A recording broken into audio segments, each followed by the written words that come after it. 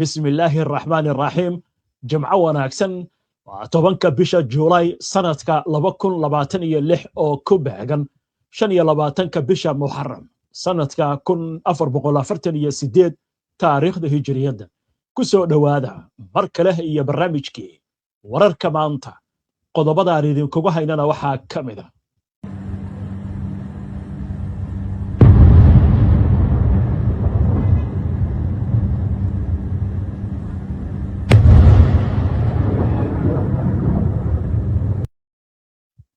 madhaba in Iran ay tijaabisay awoodii weyneyd ee military ee Mareykanka isla markaasna ay dhaawac u geysatay quwaddii iyo sumcaddiisii xagga ciidamada iyadoo Mareykanka rumuusna u bedeshay xudunta loolanka iminka ka jira gobolka Bariga Dhexe warbixin iyo falaqayn arrimahan ku aadan ayaan idinkugu haynaa qaybta dambe ee barnaamijka wararka kalena waxaa kamid ah taliyaha ciidamada ilaalada kacaanka islaamiga ee Iran oo ballan qaaday aargudasho ka dhan ah Mareykanka iyo Israa'iil oo ku aadan dilka hogaamiyihii sare ee dalkaasi sarkaal Mareykan ah oo sheegaya inay diyaar u yihiin inay sii wadaan weerarada ka dhanka ah Iran inkastoo ay socdaan dadaallo dhanka diblomaasiyadda ah Andy Baham oo lagu wado in uu noqdo ra'iisul wasaaraha Britain oo cambaareeyay xasuuqa Gaza kuna baaqay in Israa'iil lala xisaabtamo laabaha garsoorka Israa'iil oo dacwad ku oogay rag Carab ah oo lagu eedeeyay inay diyaarinayaan weerar safmar ah taliyaha ciidanka dhulka ee dalka Turkiga oo maanta ka degay magaalada Muqdisho xilli Ankara ay xoojinayso xiriirkeeda military ee Soomaaliya ugu yaraan 12 qof ayaa ku dhintay halka 19 kalena la la'yahay kadib dab xooggan oo ka kacay dhul kayma ah oo ku yaal gobolka Andalus ee dalkaasi Spain dhamaan wararkan iyo weliba qodobo kale iyo wixii warar ee soo dhaca intaynu hawada ku jirno ayaan idinkugu soo gudbinaynaa barnaamijka wararka maanta waxaynu ku bilaabaynaa magaalada London iyadoo isbedel la filayo in lagu sameeyo hoggaanka dalka Britain isla markaasna xilka uu ka degayo ra'iisul wasaaraha iminka xilka haya Keir Starmer ayaa waxa war weyn oo ka soo yeeray ninka lagu wado in uu bedelo musharaxan la filayo inuu qabto xilka ra'iisul wasaaraha Britain Andy Burnham ayaa ku baaqay in cadaadis dheeraad ah la saaro xukuumadda Israa'iil isagoo sheegaya in ay isa soo tarayaan cadeymaha muujinaya dambiye dagaal oo laga geystay Mareykanka Gaza wuxuu sidoo kale dhaliilay sida xukuumadda ra'iisul wasaare Keir Starmer uga falcelisay dagaalkii Gaza waraysi uu siiyay wargeyska The Guardian ee ka soo baxa magaalada London Burnham ayaa sheegay in dhibaatada bini'aadantinimo ee Gaza ay tahay nabar ku yaala damiirka guud ee caalamka isagoo xusay inaan la aqbali karin si socoshada dilalka loo geysanayo shacabka rayidka ah gaar ahaan carruurta Andy wuxuu sheegay inuu ka argagaxay burburka iyo qasaaraha ka dhacay Gaza isagoo carabka ku adkeeyay in Israa'iil ay tahay inay u hoggaansato qawaaniinta caalamiga ah isla markaasna lala xisaabtamo cid kasta oo mas'uul ka ah dhibaatada shacabka Falastiin wuxuu hoosta ka xariiqay in go'aaminta dambiyada dagaal ay tahay shaqada maxkamadaha caalamiga balse loo baahan yahay cadaadis siyaasadeed oo dheeraad ah Andy Burnham ayaa sidoo kale ku eedeeyay xukuumadda ra'iisul wasaare Benjamin Netanyahu inay wiiqayso fursadda xalka laba dowladood oo ay yeeshaan Falastiiniyiinta iyo Israa'iiliyiinta isagoo ku baaqay in laga fakaro in cunaqabatayn cusub lagu soo rogo dadka ku lugta leh rabshadaha Gaza wuxuu taageeray xadidaadda ruqsadaha hubka ee loo dhoofiyay Israa'iil iyo mamnuucidda ganacsiga lala yeelanayo deegaanada sharci darrada ah ee laga dhisayo daanta galbeed ee la haysto ee dhulka Falastiin geesta kale Burnham ayaa sheegay in dowladda Britain ee xilka hadda haysa ee uu hogaamiyo Keir Starmer ay si gaabis ah uga jawaabtay dagaalka Gaza isla markaasna ay dib uga dhacday baaqi xabad joojinta wuxuu qirtay in xubno badan oo ka tirsan xisbigiisa shaqaalaha ama Labourka ay u arkeen in hoggaanka xisbigu aanu si wanaagsan uga falcelin bilowga dagaalka isagoo yiri waan ka xumahay arrintaasi. وهجاك وركاسنا انتاس اينو كجا غدبنا imikana aynu eegno dhankaas iyo war la xiriira arrimaha Israa'iil. Booliiska Israa'iil gaar ahaan laamaha amniga ee sirdoonka Shin Bet iyo xeer ilaalinta ayaa sheegay inay dacwad ku soo oogeen 4 muwaadin oo ah Carabta Israa'iil oo ka soo jeeda magaalada Segev Shalom kuwaasi oo lagu eedeeyay inay qorsheynayaan weerar hubaysan. sida ay sheegeen mas'uuliyiintu eedeysanayaashu waxay damacsanaayeen inay weerar ku qaadaan saldhigga booliiska ee Segev Shalom iyo xarunta basaska ee magaalada Beerusibca isla markaasna ay dhisaan koox weerar ku beegsata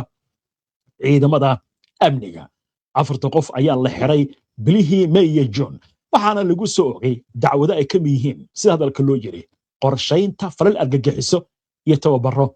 la xiriira. haatana Pyongyang Kuuriyada Waqooyi ayaa xoojinaysa awoodeeda dhanka militariga waxaana ay ku dhawaaqday in la sii adkaynayo awoodda dhanka hubka nuclearka iyadoo la kordhin doono tayada iyo tirada hubka waxaana hoosta laga xariiqay in ballaarintani ay tahay hawlaha hay'adda sirdoonka militariga ee diiradda saarta Kuuriyada Koonfureed. wakaaladda wararka dowladda Kuuriyada Waqooyi ee magaceeda loo soo gaabiyo KCNA ayaa sheegtay in go'aanadan lagu gaaray shir ballaaran oo saacadihi la soo dhaafay uu yeeshay guddiga dhexe ee arrimaha militariga ee xisbiga talada haya.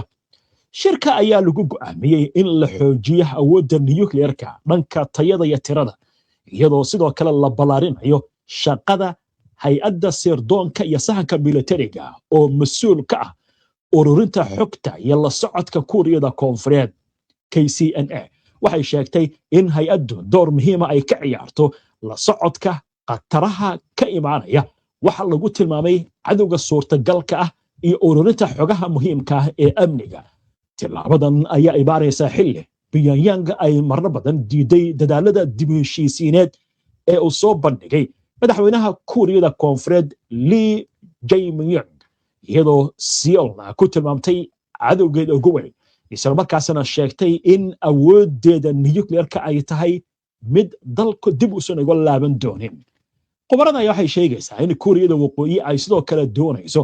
inay hesho teknolojiyad militari oo casri ah oo ay ku jiraan dayax gacmeedyo sirdoon iyadoo taa beddelkeedina Ruushka la siinayo taageerada uga baahan yahay dagaalka Ukraine. dhinaca kale wasiirada mideynta Kuuriyada Koonfureed ayaa waxa ay sheegtay inay si dhow ula socoto wararka la xiriira ballaarinta awoodda sirdoonka militari ee Kuuriyada Waqooyi. markana aynu eegno qodobada kale ee ku jira wararka maanta.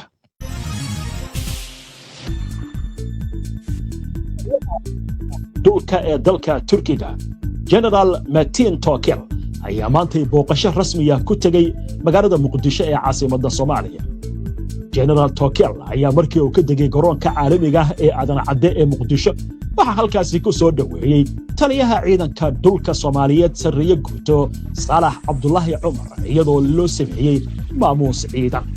booqashada taliyaha ciidamada Turkiga ayaa qayb ka ah xoojinta iskaashiga dhanka difaaca iyo amniga ee u dhaxeeya Soomaaliya iyo Turkiga.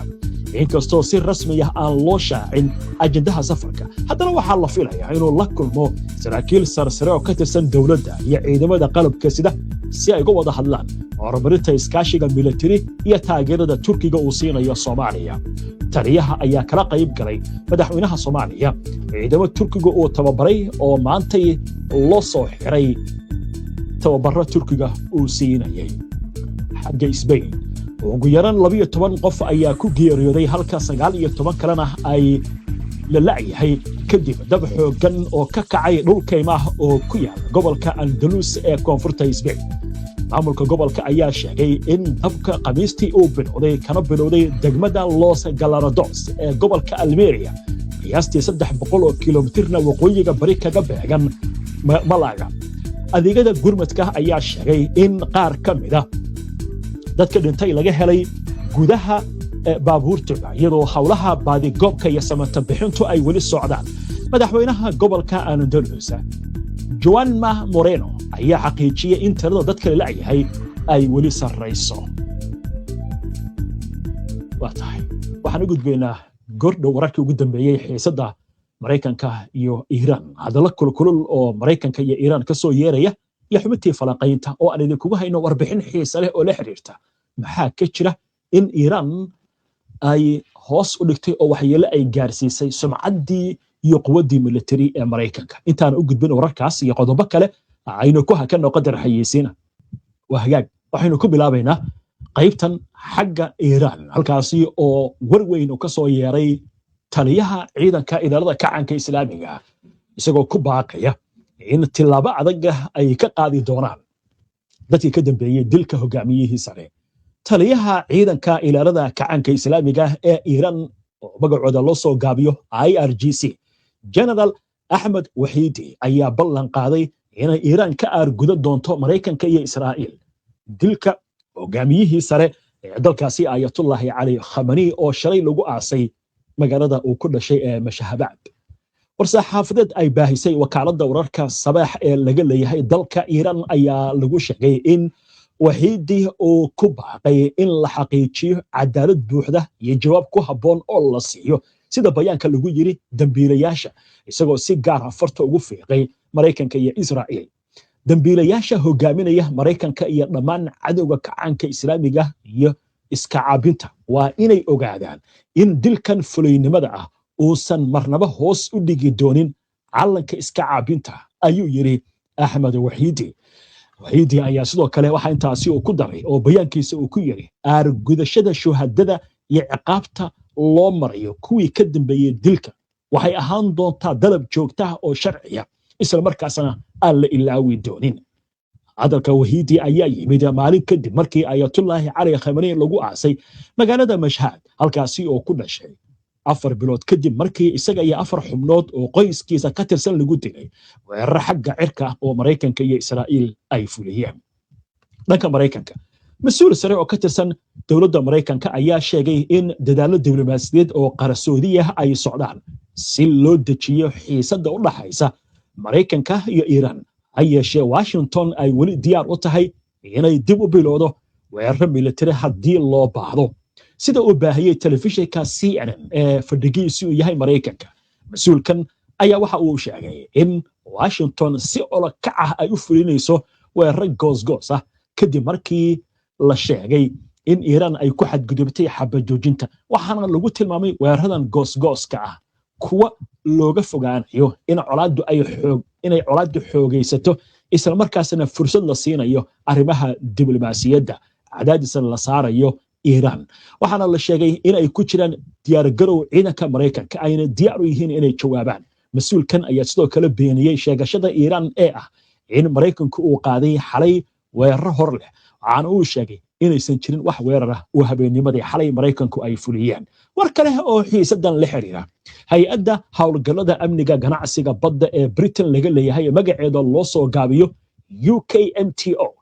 ayaa sheegtay in heerka khatarta amni ee maraakiibta gooshaysa Marinka Hormuz weli ay tahay mid aad u sarreysa. qiimayntan ayaa timid kadib markii sare u kacday xiisadda military ee u dhaxaysa Mareykanka iyo Iiraan iyo weeraradii Iiraan toddobaadkii hore ay ku qaaday maraakiib shidaal siday oo maraysay marinkaasi. hay-addu waxay uga digtay shirkadaha maraakiibta inay muujiyaan feejignaan dheeraad ah maadaama Marinka Hormuz uu yahay marin muhiim u ah gaadiidka tamarta iyo ganacsiga caalamka. waa hagaag haatan waxaynu soo gaarnay xubintii falanqaynta oo aynu aalaaba ku soo qaadano macluumaadka iyo xogaha ay bixiyaan khubarada arrimaha dagaalka, arrimaha istiraatiijiyadda ciidanka iyo militariga, arrimaha sirdoonka, diblomaasiyadda iyo siyaasadda. sidoo kale xubintan waxaynu ku soo qaadanaa waxyaabaha waaweyn ee warbaahinta caalamku ay qorto ama ay baahiso. si gaar ah xubintan waxaynu maanta ugu eegaynaa ma dhaba in Iiraan ay dhaawac iyo sumcad xumo ay ku samaysay awooddii military ee Mareykanka. Marinka Hormuzna ay u bedeshay xudunta loolanka xiisadda sii kordhaysa ee kala dhaxaysa Mareykanka iyo Iiraan. sida ay qabaan falanqeeyaal ayaa waxay leeyihiin xiisadda iminka waxay ka gudubtay weeraro isdaba joog ah oo keliya waxayna isku beddeshay loolan ku saabsan awoodda military sumcadda caalamiga iyo sida loo maamulayo marinka Hormuus iyo guud ahaan isoo dheelitirka ammaanka ee gobolka Bariga Dhexe. Zaydun al-Kinani oo falanqeeyaha arrimaha Bariga Dhexe ayaa daboolka ka qaaday in weeraradii ugu dambeeyay ay muujinayaan in Iiraan ay si toos ah u tijaabinayso sumcadda Mareykanka ee ah quwadda military ee ugu awoodda badan dunida. Sida uu sheegay khabiirku, Tehran waxay doonaysaa inay muujiso inay awood u leedahay inay weerar ku qaado saldhigyada Mareykanka ee gobolka, taas oo caqabad ku ah sawirka Washington ee awoodda aan lala tartami karin. Dhanka kale, al-Kinani ayaa sheegay in Mareykanku isku dayayo inuu ilaashado sumcaddiisa caalamiga iyo kaalintiisa hogaamineed ee dhinaca militariga. sidaas darteed jawaabaha Washington ma aha oo kaliya ayuu leeyahay difaac, balse waa fariin loo dirayo xulafadiisa iyo cid kasta oo la tartamaysa. falanqeeyuhu wuxuu sidoo kale ka digay in weerarada soo noqnoqda ay wiiqi karaan dadaalada diblomaasiyadeed maadaama ay adkaanayso in la ilaaliyo heshiis kasta oo siyaasadeed haddii labada dhinac ay sii wadaan isweydaarsiga weerarada. Zaydun al-Kinani waxaa kaloo uu sheegay in marinka Hormuus uu noqday kaarka ugu weyn ee loolanka u dhaxeeya Tehran iyo Washington. Iiraan wuxuu yiri waxay doonaysaa inay xoojiso gacan ku haynteeda iyo madax banaanida marin biyoodkan istiraatiijiga, halka Mareykankuna uu doonayo inuu xadido saamaynta Tehran isla markaasna uu sii adkeeyo joogitaankiisa military ee aagaas. Inkastoo marinka Hormuus uu yahay marin ay maraan ku dhawaad 5 meelood oo meel shidaalka dunida, al-Kinani wuxuu sheegay in labada dhinac ay mudnaanta siinayaan loolanka military halkii ay ka eegi lahaayeen saamaynta dhaqaale ee colaadda ku yeelan karto ganacsiga caalamiga ah. Sida falanqeeyuhu uu tilmaamay, istiraatiijiyadda Mareykanka ayaa ah in tartankan ka taagan Hormuus loo bedelo cadaadis amni oo toos ah oo la saarayo Iiraan, halka Iiraan ay u aragto in xoojinta saamaynteeda marinkaasi ay sare u qaadi karto awooddeeda military iyo tan siyaasadeed. sidaas darteed qabiirku wuxuu leeyahay loolankan ayaa noqonaya imtixaan lagu cabirayo awoodaha Iiraan iyo sida Mareykanku u difaaci karo sumcaddiisa ah quwadda military ee caalamka. arrinta marka waxay ku soo ururaysaa Mareykanka waxaa yiri waxa hore u soo tijaabiyay dhaqaaqa Taliban markii 2021 bishii August Mareykanku si habqana uga soo baxay wadanka Afghanistan oo uu ka dagaalamayay 20 sano. waxaa la yiri taas waxay ahayd tijaabadii koowaad. tijaabadii labaadna maxay noqotay Xuutiga oo Mareykanku heshiis ula galay sidii uu la dagaalamayay isagoo aan ka guuleysan, iyo Iiraan oo markaan aaminsan iyadoo inay muujisay 40 maalmood oo dagaal ah Mareykanka inay meel saari karto. marka waxa leeyahay Mareykanku hadda waa sahansan yahay. macnaha ma maqli jirtay hebel waa sahansan yahay. Mareykanka hadda marka waxa leeyahay waa la sahamsaday. Iiraanna sumcaddiisii iyo quwaddii military iyo maraakiibta dagaalka iyo diyaaradihii iyo ciidankii faraha badnaa iyo filimaantii Hollywoodka la jiri jiray waxay muujisay in la duqeyn karo. waxaa la yiri waa wadanka kaliya adduunka kama dhicin xitaa Ruush, xitaa Hitlerkii Naazigii Jarmalka, xitaa Mareykan 8 wadan cid duqeysa Iiraan baa laga arkaa baa hal mar. 8 wadan isku saacad in la duqeeyo. arrinta marka waxa leeyahay Mareykanku waa tijaabsan yahay. waynu arki doonaa wixii ku soo kordha arrimahaasi waa sida khubarada ay sheegayso. inta ayaan ku soo gabagabeynayaa barnaamijkii wararka maanta. waana ku mahadsantihiin daawashada barnaamijkan. si aad ula socoto wararka barnaamijyada iyo macluumaadka aynu soo gudbino, haddii aad ku cusub tahay baraheena bulshada ama horay aadan ugu xirnayn, hadda ku soo biir. waa inoo barnaamijka xiga insha Allah. inta ka horeysa salaamullaahi calaykum waraxmatullaahi wabarakaatuhu. jimco wanaagsan.